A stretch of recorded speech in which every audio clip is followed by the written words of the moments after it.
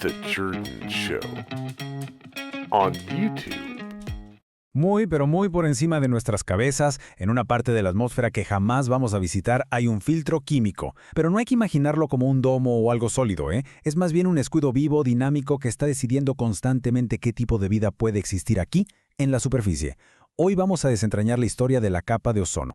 La historia del ozono es casi un thriller de ciencia, con consecuencias para todo el planeta. Y todo arranca con una pregunta bastante inquietante.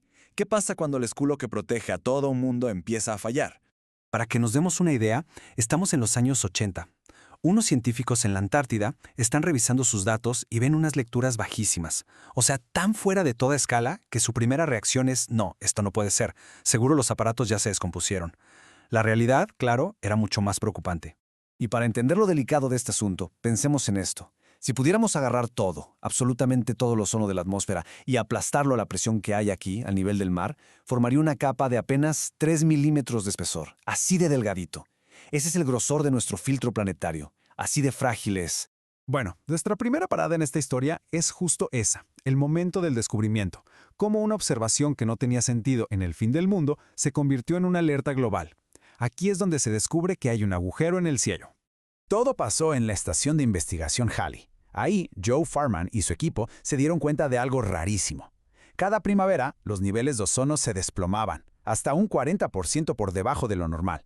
Era una caída tan, pero tan brutal que, como decíamos, su primera reacción fue pensar que sus equipos estaban fallando. Para 1985, publicaron lo que encontraron. Y bueno, cambiaron para siempre nuestra forma de ver la atmósfera. Pero a ver, la gran pregunta es, ¿por qué los satélites de la NASA, con toda su tecnología, no lo vieron antes? La respuesta es increíble. El software que procesaba los datos estaba programado para ignorar y descartar lecturas de ozono que fueran súper bajas, porque asumía que tenían que ser errores. O sea, el agujero era tan grande y tan improbable que los propios algoritmos lo estaban filtrando como si fuera basura. Ok, ya vimos el problema. Pero para entender bien por qué se rompió el escudo, primero tenemos que entender cómo funciona en su estado natural, en su estado sano. Hay que verlo como un equilibrio vivo, algo que está en constante movimiento. Primero lo primero. ¿Qué es exactamente el ozono? Pues es una molécula formada por 3 átomos de oxígeno, por eso es O3. Nosotros respiramos oxígeno normal, O2, pero ese tercer átomo extra le da al ozono un superpoder, la capacidad de absorber la radiación ultravioleta del Sol, la que es más dañina. Y esto nos lleva a un proceso clave, el ciclo de Chapman. Es como el motor que mantiene este equilibrio natural. Es un baile químico de 4 pasos que no para. Primero, la luz UV de alta energía llega y ¡pum!, rompe una molécula de oxígeno. Luego, un átomo de oxígeno que quedó suelto se une a otra molécula de oxígeno, y así se crea el ozono.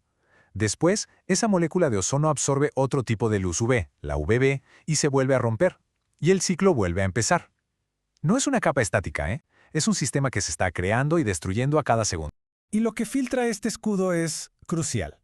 La capa de ozono absorbe casi por completo la radiación UVC, que es la más peligrosa de todas. Y aquí está la clave. También detiene entre el 97 y el 99% de la radiación UVB, que es la principal culpable de las quemaduras de sol y del daño a nuestro ADN. Es, en pocas palabras, un filtro súper selectivo y absolutamente vital para que haya vida en la superficie. Entonces, si la naturaleza tiene este equilibrio tan bien montado, ¿qué pudo haberlo alterado de una forma tan catastrófica? Bueno, la respuesta está en un compuesto químico que creamos nosotros y que funciona básicamente como una bola de demolición de un solo átomo. Les presento a los clorofluorocarbonos, o CFC.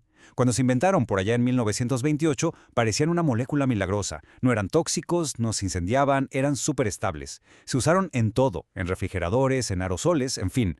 Pero su mayor virtud, esa estabilidad, era también su peor defecto. Les permitía durar tanto tiempo que podían viajar intactos hasta la estratosfera. Y una vez allá arriba, la luz ultravioleta rompe la molécula de CFC y libera un átomo de cloro. Este átomo de cloro es el villano de la historia. Inicia un ciclo de destrucción brutal. Choca contra una molécula de ozono, la rompe, y lo peor es que el cloro sale de esa reacción intacto, listo para ir a destruir a la siguiente y a la siguiente. Es una reacción en cadena súper eficiente para destruir. Y para que nos demos una idea de la escala del problema, vean este número. Es la clave de todo. Un solo átomo de cloro puede destruir más de 100.000 moléculas de ozono antes de que por fin sea neutralizado.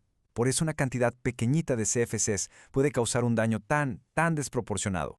Por supuesto, cuando los científicos Mario Molina y Sherwood Rowland propusieron esta teoría en 1974, la industria se les fue encima.